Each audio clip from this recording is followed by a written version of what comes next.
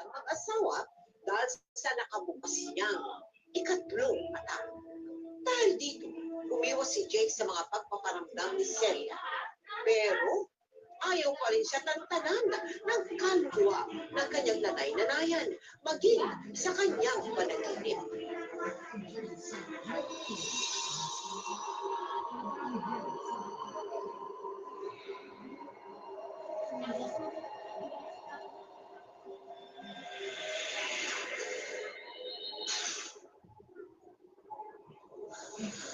Celia.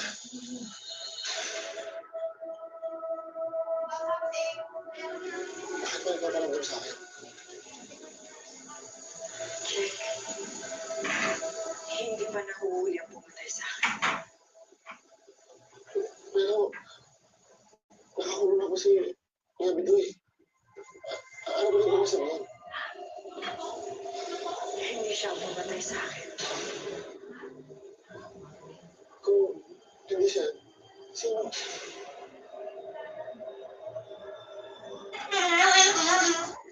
Bakit ka nagpaparamdam sa akin?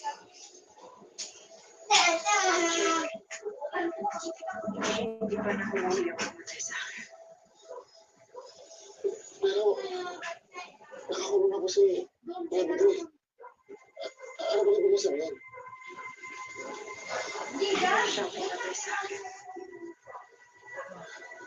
Kung hindi siya, sino?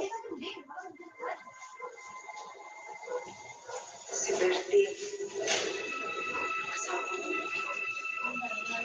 Siya ang pumatay sa akin.